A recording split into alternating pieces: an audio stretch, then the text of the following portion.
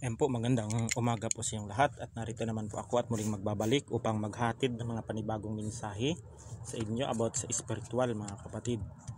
Ayan, at oracle lang ang ating gagamitin ngayon na pagtatarot. Ayan.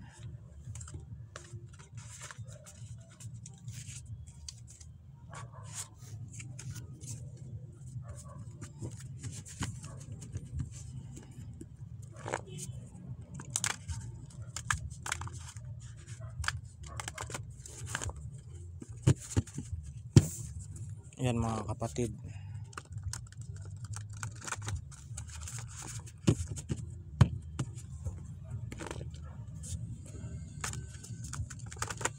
At ngayon lang ako nakapag busy din ako mga nakailang araw sa gamutan din, sa pagtatarot, sa paghihiling sa online kasi kalimitan mga kapatid ay wala pong nag-a-actual dito. Minsan meron din pumupunta pero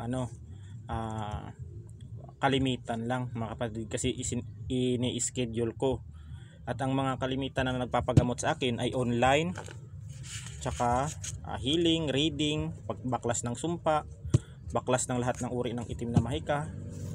Yan ang baklas ng gayuma. Yan ang kalimitang ginagawa ko mga kapatid. Kaya bihira lang ako busy din ako minsan. Yan. Sa mga gawain. Kaya bihira lang ako makitang nalabas ng bahay, tsaka magla-live. Yan. Yan mga kapatid. At naisipan ko ngayong mag-reading ulit kasi mga kapatid, naisipan ko ulit ngayon mag-reading dahil maya-maya ay may client din ako na magpapa-reading din at saka magpapa-healing sa akin. Yan. Unahin ko muna to kasi ilang araw na akong di nakapag reading sa inyo, at maraming sumusubaybay o nag-aabang ng aking pagre-reading. Maraming nag-aabang, kaya ngayon ay magre-reading ako. 1, 2, 3, 4, 5, 6, 7, 8, 9, 10, 11, 12, 13. Yan. 14. Gawin na natin 14 mga kapatid.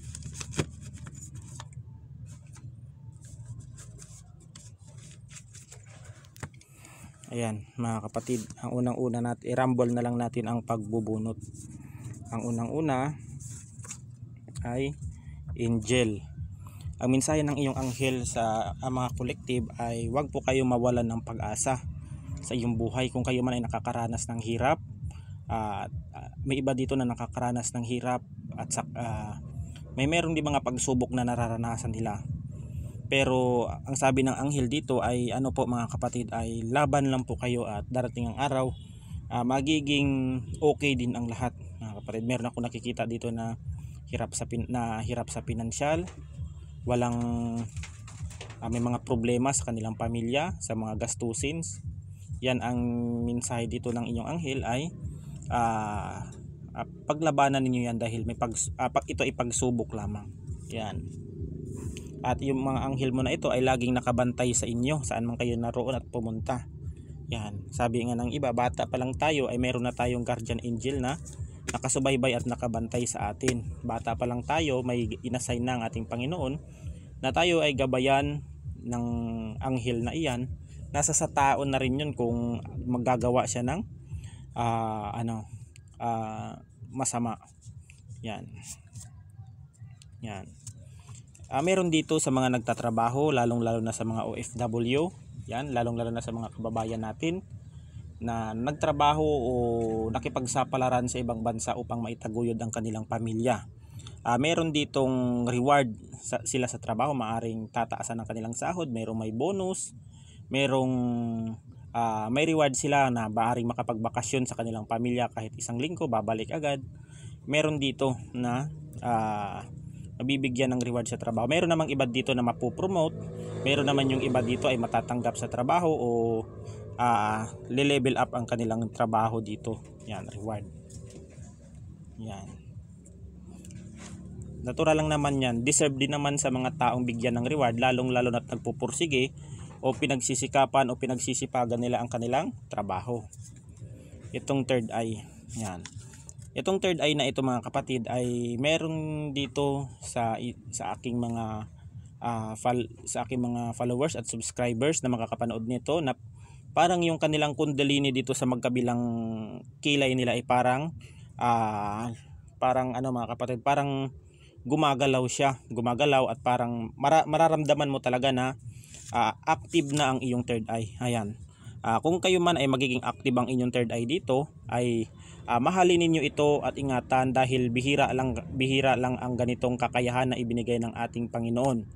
Ang sabi daw ng iba ay ang third eye daw ay sumpa daw yan, sabi ng iba. Pero base naman sa akin, hindi po sumpa ang isang third eye. Yan po ay gifted ng ating Panginoon. Tulad ng mga propeta dati. Hindi naman sa sinasabing porket may third eye ka ay propeta. Magkaiba po 'yon mga kapatid. Pag ikaw ay may third eye, pwede kang makipag connect kahit saan, mga kapatid. Makikita mo ang mga nilalang, makikita mo lahat-lahat ng mga uri ng nilalang na hindi nakikita ng mga normal na tao. Yan. Iba-iba kasi ang klase ng third eye mga kapatid. Ang sinabi ko nung una, 5 ang klase ng third eye mga kapatid.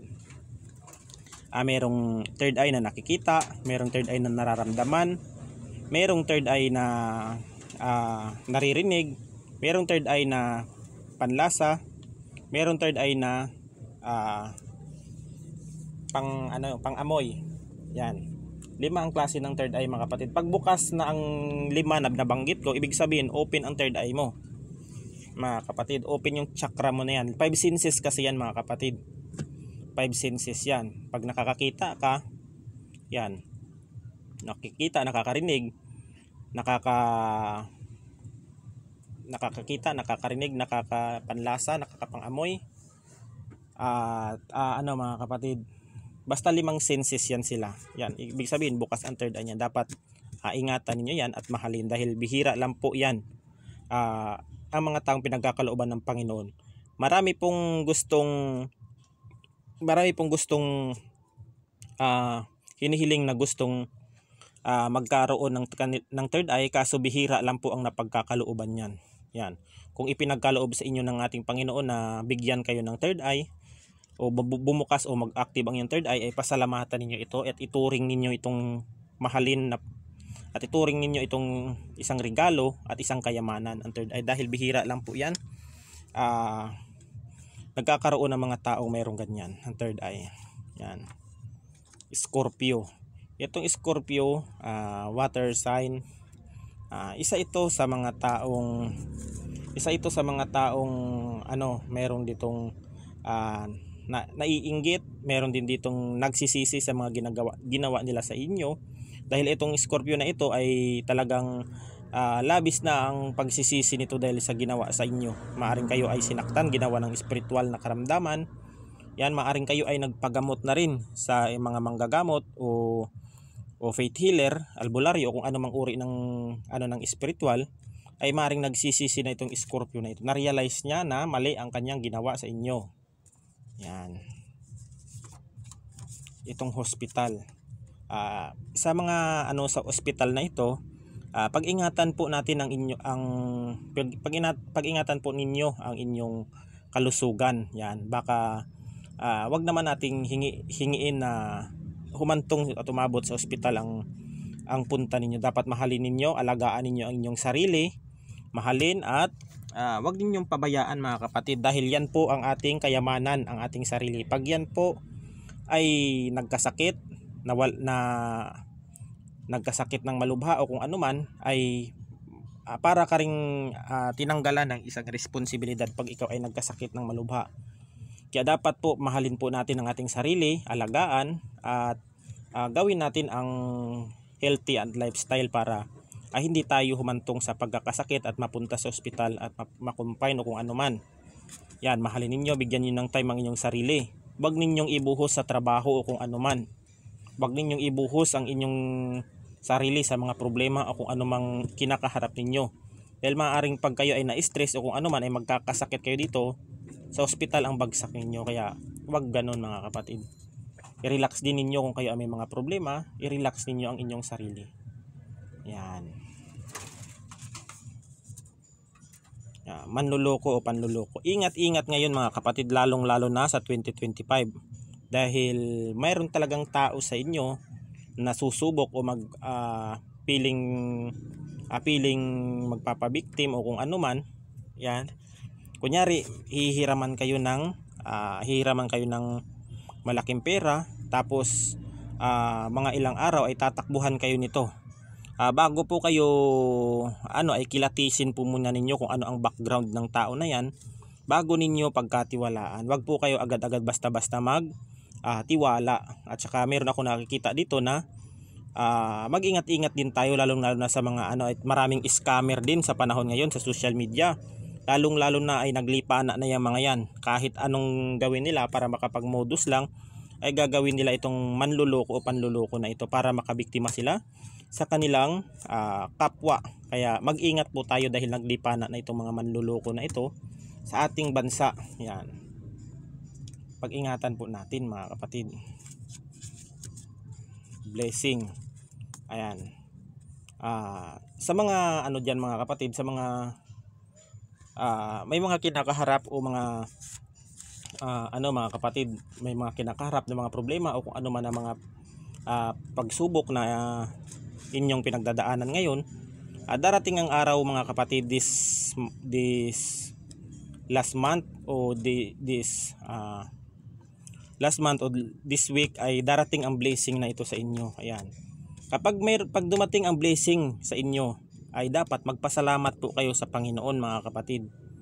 Magpasalamat po kayo dahil yan po ay regalo po ng inyong Panginoon at idinaan lang sa ibang pamamaraan o bagay ang blessing na ito. Kaya dapat magpasalamat kayo. Yan, kung sakaling dumating man ang blessing na ito, wag ubos-ubos ang inyong pera mga kapatid. Matuto din kayo mag-ipon, magtago o kung ano man ng inyong pera na sa inyo para pagdating ng kung sakaling mayroon namang pagsubok na dadating sa inyo, mayroon kayong madudukot mga kapatid na pera.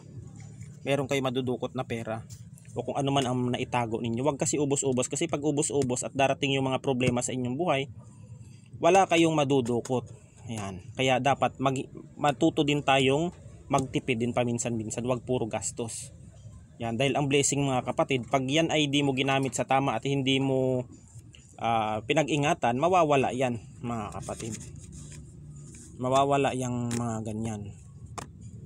Kaya dapat, kung may blessing man, magpasalamat at magpasalamat tayo sa ating Panginoon at lalong-lalo na sa mga nagbigay ng blessing sa atin. Yan, sa mga solid na supporters ko, sa mga nanonood, sa mga nagtatarot sa akin at nagsisend ng mga blessing about sa akin, ay ako po ay nagpapasalamat talaga sa inyo. Malaki po ang aking pasasalamat sa inyo dahil kahit paano ay inabutan ninyo ako ng inyong mga blessing. Yan, naway ang Panginoon ang bahalang magbalik sa inyo ng mga blessing na dadating sa inyo. Ayan mga kapatid. Kasi ang blessing mga kapatid ay dapat kung mayroong nagbigay sa inyo, lalo na sa mabuti, ay tanggapin po ninyo mga kapatid dahil yan po ay galing sa mabuti. Yan, kung masama naman ang kung masama naman ang galing naman sa masama yon na about sa ibibigay sa iyo na blessing, ay wag ninyong tanggapin mga kapatid kung alam ninyong galing sa masama. Dahil mapapahamak kayo diyan. Yan ang katotohanan diyan mga kapatid. Kaya dapat marunong din tayong pumilatis din. Yan. Yan, ako po ay talaga nagpapasalamat sa aking mga mababait at mga subscriber ko na mga solid talaga mga kapatid. Yan mga subscriber ko na yan ay mahal na mahal ko yung mga yan. At kung kayo ay may mga problema o kung may mga katanungan kayo, i-add nyo lang po yung Maestro Apo Vlogs and Reels o di kaya Hashim Sandal Ponte Tagramaton. Kung may katanungan po kayo doon, mag-PM po kayo sa akin at sasagutin ko po yun kung hindi lang po ako busy. Yung iba po mga kapatid ay may mga nagsasabi dyan na yung mga comment nila ay hindi ko daw nare-replyan mga kapatid.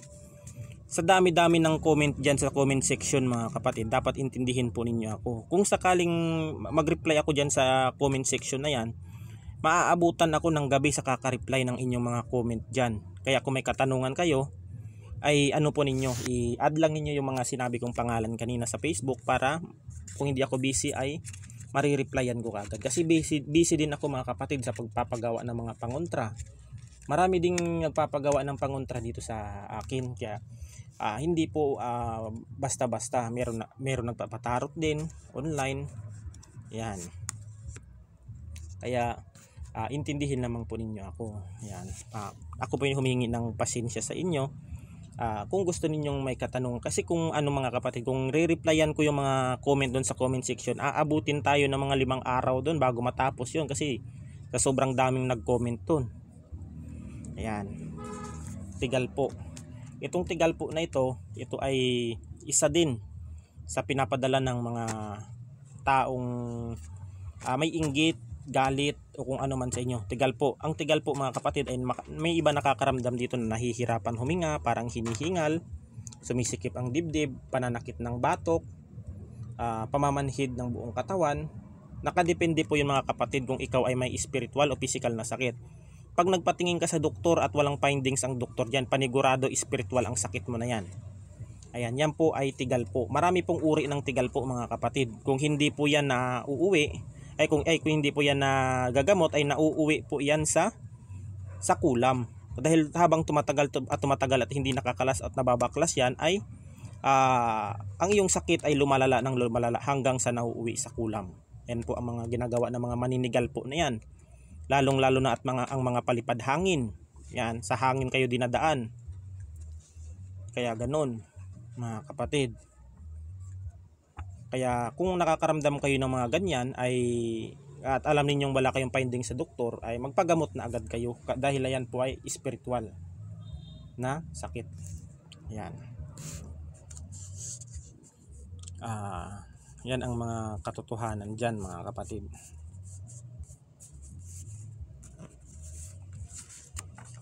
Kandila. Isa ito sa mga nagtitirik ng kandila na para mapabagsak ka. Ang nakita ko dito na kandila na inaano sa iyo ay kandilang itim na ikaw ay magkakaroon ng kamalasan. Dalawa kasi ang uri ng pagdadasal mga kapatid at iba't ibang uri ang kandila. Iba't ibang uri na kandila ang ginagamit o sinasagawa ditong dasal. Yan, iba-ibang klase. Pero ang sayo dito mga kapatid ay itim na kandila ang nakikita ko dito na mga kapatid, kandila na ginagamit sayo dito upang bigyan ka ng karamdaman o suliranin o sumpa dito sa kandila na ito. Pero itim ito mga kapatid. Yan. Ako mga kapatid ay hindi po ako gumagamit ng itim na kandila na yan. Yan, hindi po ako gumagamit ng itim na kandila. Pera na lang po pag ako po ay sinubukan, ay gagamitin natin yan sa mga, siyempre didipinsahan ko rin yung sarili ko at ang pamilya ko. Pag ako talaga ay sinubukan, ay hindi talaga ako aatras dyan. Buhay mo na ang kapalit dyan, tapos aatras ka, di ka tulungan mo rin yung sarili mong makabangon. Kasi unang-una talaga, ang inaano ko talaga, dinidipinsahan ko, pamilya ko. Unang-una talaga pamilya at mga mahal mo sa buhay at sa loob ng inyong nasasakupan. Yan dapat ang mga kapatid, ang uunahin mo. Kasi ang sarili mo, pwede mong dipinsahan yan. Ay dapat din yung dipinsahan mo, yung pamilya mo, yung mga mahal mo sa buhay at yung mga taong malapit sa iyo. Yan. Itong kandila na ito, pero mali ang kanilang sa iyo. Umiral ang kanilang inggit at galit na naman. Itong tigalpo na ito naman ang inaano sa inyo. Kaya kung sakaling tumalab man ang tigalpo na ito, pabalik-balik kayo ng hospital. Ayan na, lumabas na yung mga mensahe. Yan, pabalik-balik na kayo ng hospital, nakakaramdam kayo ng pananakit ng ulo, pero pag chinek up naman kayo ng doktor, normal naman. Yan po ay yan po ay mga uri ng tigalpo. Gayuma. Ito ang dapat ninyong iwasan mga kapatid, itong gayuma na ito. Ito ay, sa totoo po mga kapatid, ang gayuma po ay isa pong talagang napaka-visit ito sa kabuhayan. Visit ito sa kabuhayan itong gayuma na ito, lalong-lalo na at ginayuma mo ang isang tao na walang namang gusto sa iyo. Yan po ay pangit po na pamamaraan na yan. Pag ginayuma mo ang isang tao na walang sa iyo, walang gusto, ay talagang grabe ang hirap ng inyong pagdadaanan. Kahit anong kayod ninyo diyan ay hindi po talaga kayo magkakasunod. Lagi kayo nag-aaway, lagi kayo nagkakaroon ng mga problema dahil yan sa mga gayuma. Meron din naman kasing gayuma na pinag-aaway, meron din namang gayuma na gayumahin ang tao para magkagusto sa kanya, merong gayumahin ang tao para magkagulo-gulo ang pamilya. Merong uri, iba't iba kasing uri ng gayuma mga kapatid. Itong gayuma na ito ay iwasan po ninyo. Dapat maging practical po kayo dahil maaring ihalo yan. Yan kasi ang mga kalimitang ginagawa ng mga spellcasters. Yan po ang mga ginagawa nila. Yung mga halamang gamot na spell na yan, yung ihalo sa pagkain, ihahalo sa hamburger, kung saan-saan na mga pagkain. Pag nakainom ka niyan mga kapatid ay talagang delikado. Pag hindi mo alam ang pagkalas o pagbaklas ng gayuma na yan, yung iba po mga kapatid sa sobrang taas ng dosage ng gayuma, may iba po talaga ay nababaliw po. Mayroon pong nababaliw sa gayuma na yan. Ayan lang. Ayon lang sa mga aking napagtatanungan ng mga matatanda. Yan, ang gayuma po ay pag hindi po nagagamot o naagapan yan, meron pong nababaliw na tao diyan. Yan ang ang katotohanan mga kapatid. Yan, at ang sabi nilang gayuma panghalina sa mga lalaki, sa mga babae, yan po ay masama pong gawain yan. Okay kung ang gayuma na yan ay gagamitin mo sa pagninegosyo, pwede yan mga kapatid. Pero pag ang gayuma ay gagamitin mo sa iba't ibang mga babae, sa iba't ibang lalaki, para makuha lang ang inyong mga personal interest, yan po ay malaking kasalanan po sa ating Panginoon yan. Wala po kayong karapatan na gamitan ng anumang salamangka ang isang taong walang kaalam-alam sa buhay ng ganyan, dahil yan po ay may balik po yan. Tandaan ninyo.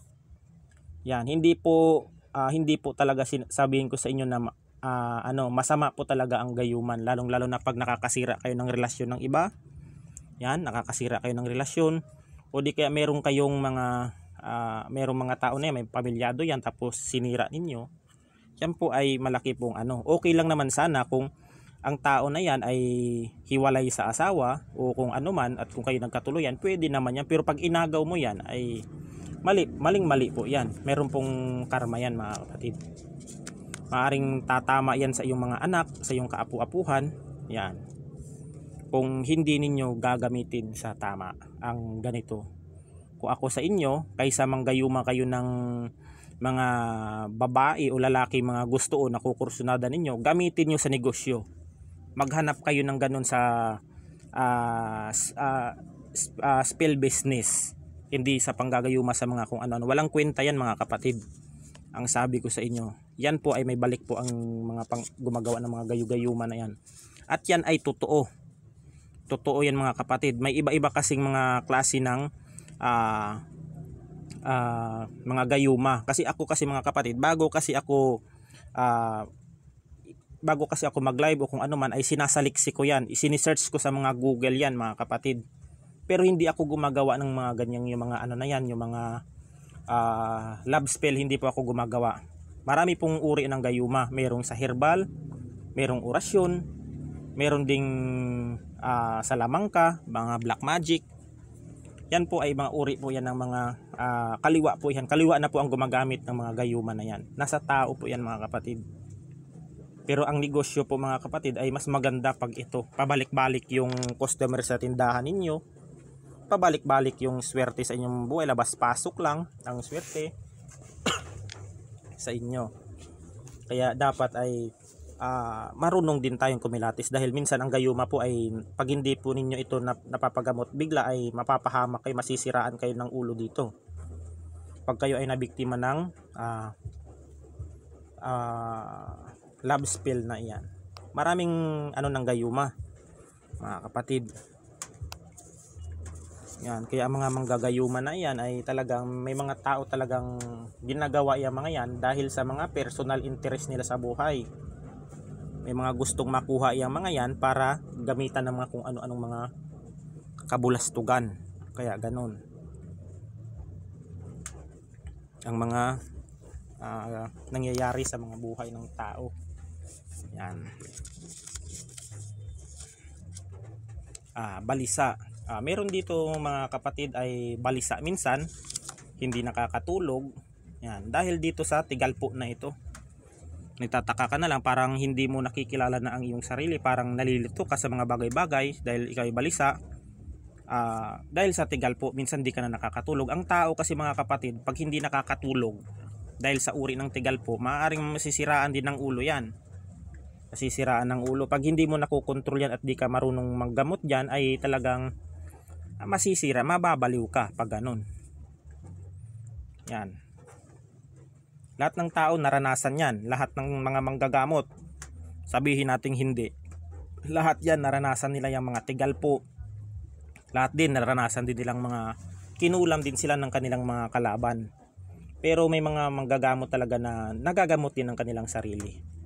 Ayan, maraming mga manggagamot na natalo ng mga mangkukulam, na nasisiraan ng ulo, nababaliw, hindi na nakikilala ang sarili dahil natalo sila ng pataas na antas na mangkukulam. Kaya dapat po tayo manggamot ay dapat po malakas po ang pundo, depensa sa ating sarili at pananalig sa ating Panginoon. Hindi po tayo pwedeng manggamot-gamot lang para magpasikat lang dyan, para gumawa lang ng para kilalanin ka, katakutan ka. Mali yung mga kapatid. Kung ikaw ay kung gusto mong manggamot, mag-aral ka rin sa larangan ng espiritual. Hindi yung gagawin mong porket nakapag-aral ka na ng espiritual, mananakot, tatakutin mo yung mga tao na kung ano-ano. Paano kung kung ikaw ay ganyan ang pamamaraan mo, tatakutin mo yung tao, ay kung hindi ka kaya sa spiritual yan at bantayan ka at hindi natin alam kung ikaw ay gamitan ng physical yan o ay walang alam sa spiritual yan. Kaya dapat mga kapatid, kung tayo ay may sa spiritual, gamitin natin sa tama. Huwag natin gamitin sa pananakot para kayo ay katakutan ng inyong mga tao din sa inyo. Mali yun. Gamitin ninyo sa pagtulong sa kapwa. Tignan ninyo, pag kayo ay tumulong sa ating kapwa, ay magkakaroon tayo ng mga pagpapala at blessing na dadating sa atin. Pero pag ginamit niyo yan sa masama, panluloko, panlalamang sa kapwa, tignan mo mga kapatid, yung mga taong ganyan, yung mga taong nanluloko, yung mga taong nambabalasubas, tignan mo, kalimitan sa lahat ng mga manggagamot na mga ganyan, nagtatago, palipat-lipat ng lugar kung saan sila didestino sa panggagamot. Kasi nga, marami na kasing mga naloko o na-scam. Kaya hinahanap yan ng mga taong niloko nila. Kaya yan palipat-lipat yan ng ibang lugar o kung saan. Kasi ang tunay na manggagamot mga kapatid, dinadayo yan ng mga pasyente nila. Yan. Dinadayo yan. Hindi yung ang manggagamot, yung dadayo-dayo sa ibang lugar. Yan. Depende na lang kung di natin ayon lang sa aking mga kapatid. Ayon lang sa aking opinion. Yan. Kasi ang totoong manggagamot ay dinadayo talaga. Depende sa iba kung gusto nilang mag-travel kung saan, nasa sa kanila yun. Pero kalimitan talaga sa mga manggagamot na nakikita ko ay dinadayo na mga taong nagpapagamot. Yan. Ako mga kapatid, hindi ako dumadayo kung saan-saan. Gusto ko mismo ang pasyente ang pumunta dito sa bahay. Gusto ko mismo yung pasyente ang makakadiskubre ng aking kakayahan, hindi yung pinangangalandakan ko sa iba. Kasyukad ganyan. Marunong ako manggamot, gamutin kita. Hindi, hayaan mo ang pasyente mo ang lumapit sa'yo. Hindi yung ipangangalandakan mo yung sarili mo na ganto ganyan. Paano pag hindi mo napagaling yon? Mapapahiya ka. Yan. Ang kayabangan kasi mga kapatid ay pag yan ay pinapairal natin ay mapapahamak ka rin, minsan ay mapapahiya ka. Yan. Yan ang dapat. Pag maggamot, tulungan ang tao. Hindi yung gamitin sa pananakot, kay sugad to, kay sugad niyan. Mali yun. Mas maganda na malawak ang mas maganda na malawak ang dinadaanan mo kaysa kumikitid ang daan mo. Kasi pag pinapairal mo ang katapangan mo ay talagang madami ang bibili sa iyo. Hindi lang sa physical, ay spiritual pa. Yan. Kaya dapat rin natin, marunong din tayong magkaroon ng disiplina pagdating sa spiritual. Hindi yan payabangan. Yung iba nga mangkukulam nagtutulungan, pero yung mga manggagamot nagpapataasan, nagpapagalingan. Mali yung ganun. Tayo dapat mga manggagamot nagtutulungan tayo. Hindi yung iba wala ginagamit sa tama, ay ginagamit sa hindi na tama. Sino pa kaya ang taong respeto sa iyo kung yan ang pinapakita na ganyan? Yan. Mutya. Itong mutya mga kapatid ay isa rin ito sa mga magaganda ring depensa sa katawan. Ang mutya po mga kapatid, ang totoong mutya po ay hindi po binibili, ang mga kapatid. Kusa yang pinagkakaloob ng kalikasan. Yan mga kapatid ha. Ang totoong mutya po mga kapatid ay may wangis po. May mga wangis. May mga wangis o kung ano mang uri ng mga kanilang mga, may mukha o wangis yan. May mga hugis. Yan. Kasi kalimitan ngayon mga kapatid sa naglalabasang mga mutya ngayon, ginagawa na ng tao, man-made. Gawa na ng tao. Hindi nagawa ng kalikasan. Kaya marami ngayon ang mga taong naluloko o napapahamak dahil sa mga mutya na kanilang mga binibili rin sa mga scammer din ng mga tao. Yan. Dahil ang totoong mga mutya mga kapatid ay hindi talaga yan binibili. Kusa yang pinagkakaloob ng ating Panginoon o ang gabay ng mutya na yan na mapapasa kanila.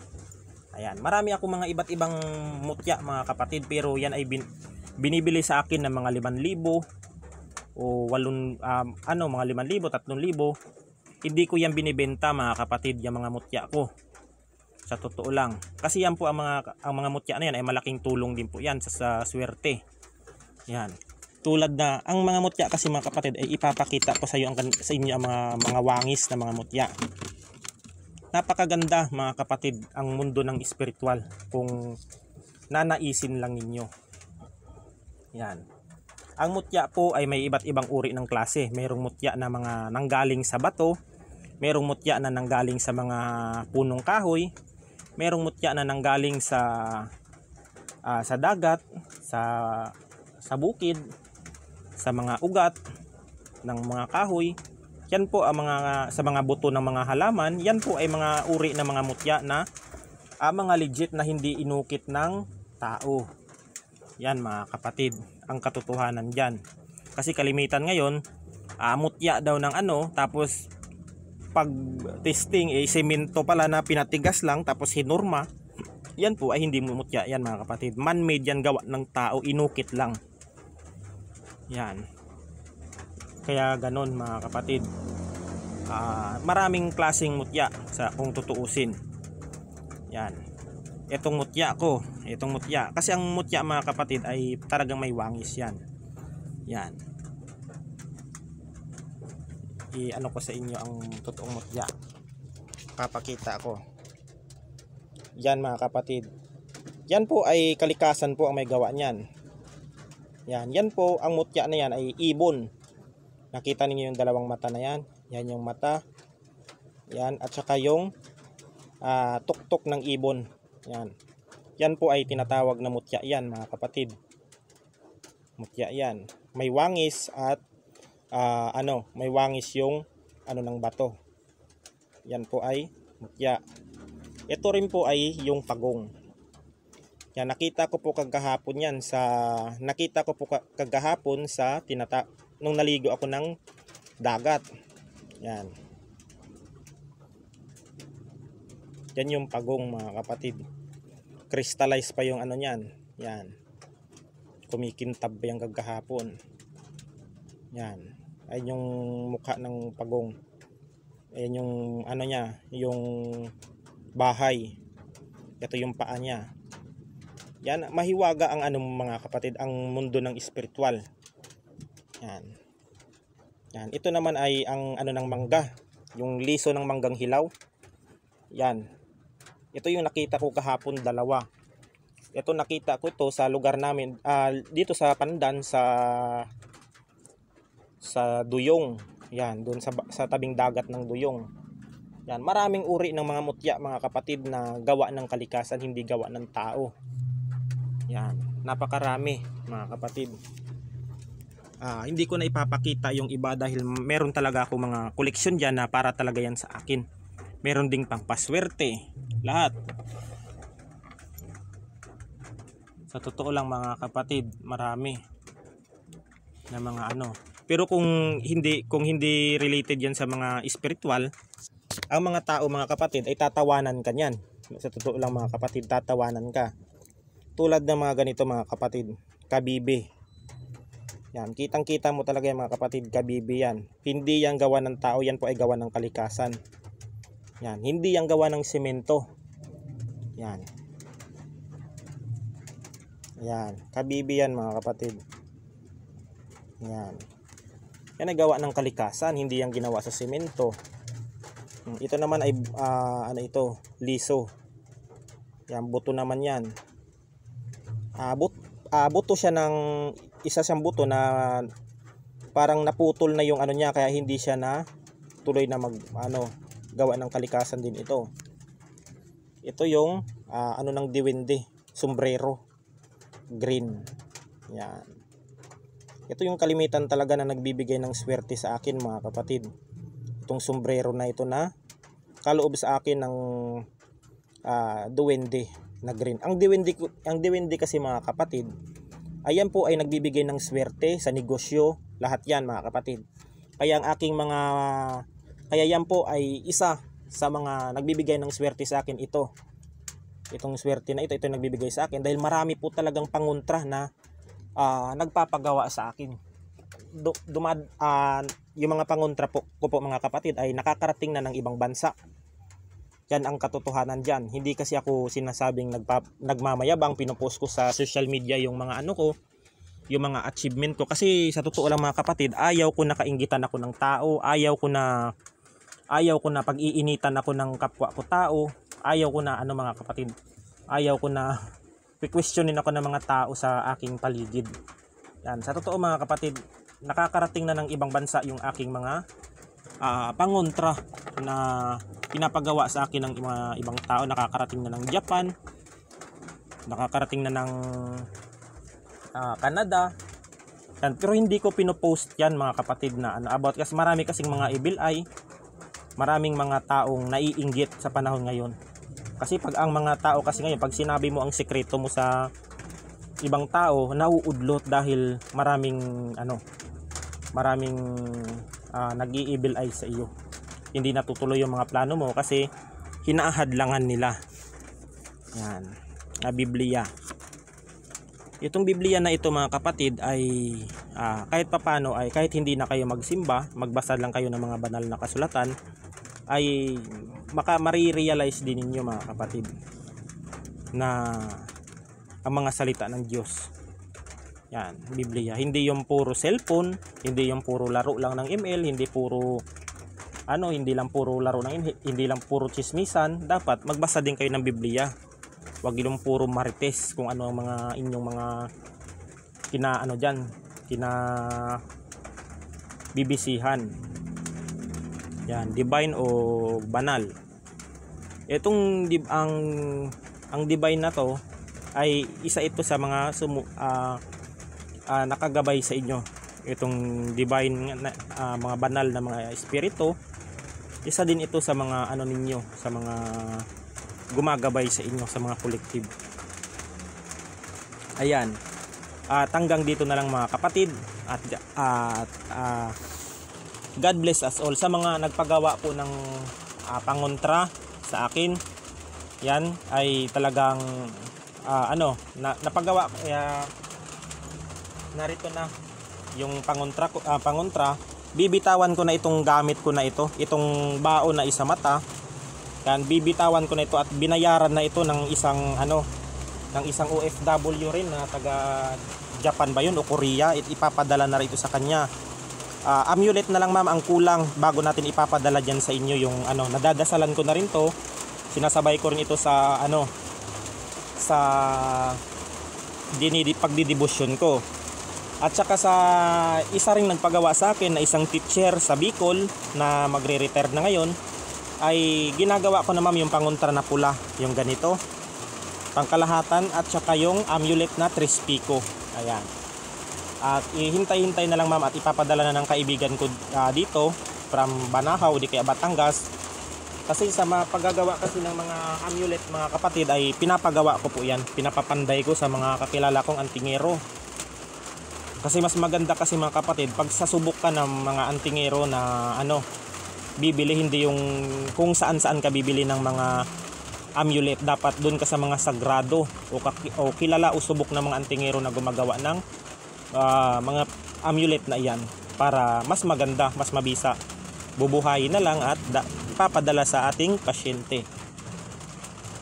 O di kaya sa mga taong gustong magkaroon ng depensa, yan, ipapadala. At hanggang dito na lang mga kapatid, at God bless us all.